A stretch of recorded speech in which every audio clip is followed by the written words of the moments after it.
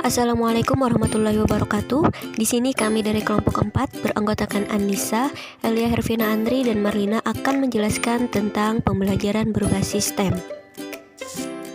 Kata STEM itu digunakan sebagai slogan reformasi pendidikan di Amerika Serikat abad ke-21 untuk menghasilkan sumber daya manusia yang berkualitas bagi peningkatan daya saing bangsa.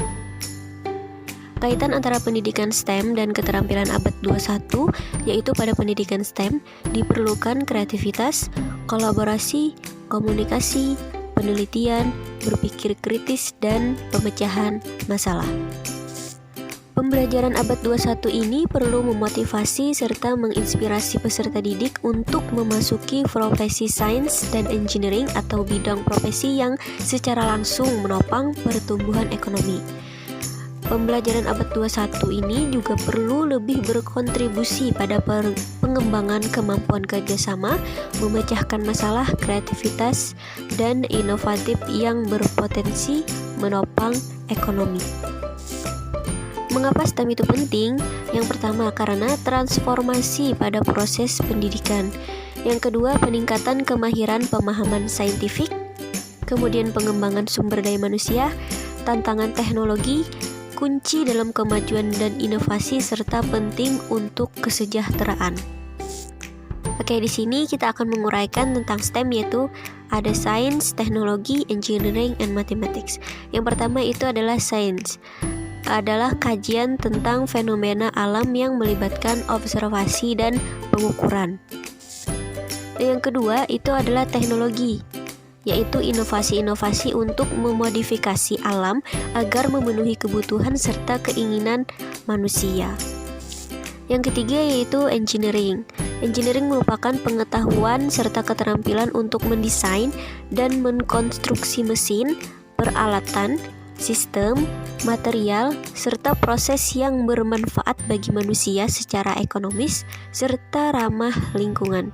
Dan yang terakhir ada bagian mathematics, merupakan ilmu tentang pola-pola dan hubungan-hubungan dan menyediakan bahasa bagi teknologi, sains, dan engineering tadi. Kemudian STEM itu memiliki beberapa karakteristik. Yang pertama, STEM itu terintegrasi sains, teknologi, engineering, dan matematika dalam satu pengalaman belajar. Nah, kemudian pembelajarannya yaitu berbasis proyek. Yang ketiga, kontekstual dengan kehidupan nyata atau real world application.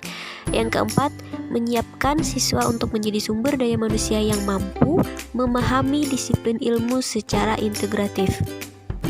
Dan yang kelima, mengembangkan soft skill dan keterampilan teknis. Lanjut, kita akan membicarakan tentang pendidikan STEM. Pendidikan STEM merupakan pendekatan dalam pendidikan di mana sains, teknologi, engineering, dan matematika itu terintegrasi dengan proses pendidikan yang berfokus pada pemecahan masalah dalam kehidupan nyata sehari-hari. Pendidikan STEM ini menunjukkan kepada peserta didik bagaimana konsep, prinsip, teknik sains, teknologi, engineering, dan matematika itu digunakan secara terintegrasi atau kolaboratif untuk mengembangkan produk, proses, dan sistem yang bermanfaat bagi kehidupan manusia. Nah, kemudian ada hakikat pendidikan STEM. Yang pertama, mengintegrasikan sains, teknologi, engineering, dan matematika ke dalam subjek baru antar disiplin ilmu di sekolah. Kemudian berusaha untuk menciptakan peluang pembelajaran abad ke-21, menawarkan kesempatan bagi siswa untuk memahami dunia secara utuh, bukan mempelajari fenomena yang terpotong-potong. Adapun tujuan dan hasil pendidikan STEM, yang pertama ada tujuan bagi peserta didik, yaitu menambah literasi tentang STEM, kemudian kompetisi abad ke-21, kesiapan tenaga kerja STEM, minat dan keterlibatan, serta membuat koneksi yang cukup banyak. Kemudian ada tujuan bagi pendidik. Yang pertama, meningkatkan konten STEM, dan yang kedua meningkatkan pedagogical content knowledge atau PCK. Ada juga hasil bagi peserta didik. Yang pertama, belajar dan berprestasi. Kemudian kompetensi abad 21. Yang ketiga, ketekunan dan kegigihan belajar dalam meningkatkan prestasi. 4. Pekerjaan yang berhubungan dengan STEM. 5. Meningkatkan minat pada STEM. Yang keenam, pengembangan identitas STEM. Dan yang terakhir, kemampuan untuk membuat koneksi di antara disiplin STEM. Dan bagi pendidik, ada hasil yang dihasilkan yaitu perubahan dalam praktik dan peningkatan konten STEM serta PCK.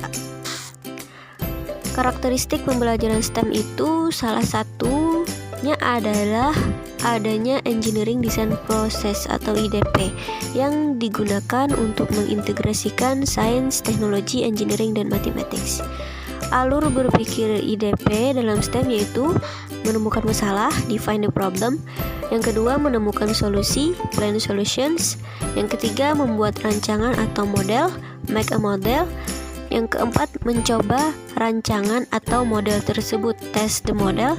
Dan yang terakhir, merefleksi dan merancang ulang, reflect and redesign. Nah, ini tadi berupa alur IDP yang berupa siklus. Yang pertama, ada menemukan masalah, menentukan solusi, membuat rancangan, mencoba rancangan, dan merefleksi. Oke, lanjut. Nah, di sini ada model pembelajaran integrasi STEM. Yang pertama ada STEM Project Based Learning dari Lukas. Penentuan pertanyaan mendasar, mendesain perencanaan proyek, menyusun jadwal, monitoring hasil, dan evaluasi pengalaman. Dan yang kedua ada model STEM Project Based Learning dari Labeiras. Nah, yang pertama dia ada reflection, ada research, ada discovery, application, dan communication. Kemudian ada model problem based learning dari Bradford Einstein. Yang pertama dia ada identifikasi masalah, kemudian menemukan tujuan, kemudian mencari strategi yang mungkin untuk mengatasi masalah tersebut, kemudian antisipasi dan melakukannya, kemudian mengevaluasi kembali. Untuk implementasi STEM di kelas ada beberapa hal yang harus diperhatikan. Yang pertama, identifikasi berbagai KD atau kompetensi dasar dalam satu mapel dan atau lebih dari satu mapel yang sesuai dengan pembelajaran berbasis STEM. Yang kedua, identifikasi topik yang sesuai dengan kompetensi dasar tersebut. Yang ketiga, rumuskan indikator pencapaian kompetensi. Keempat, analisa STEM pada topik terpilih. Dan yang kelima, membuat rancangan pembelajaran dalam RPP. Sekian pemaparan dari kami mengenai pembelajaran STEM di kelas. Semoga dapat dipahami. Salah hilap mohon maaf. Wassalamualaikum warahmatullahi wabarakatuh.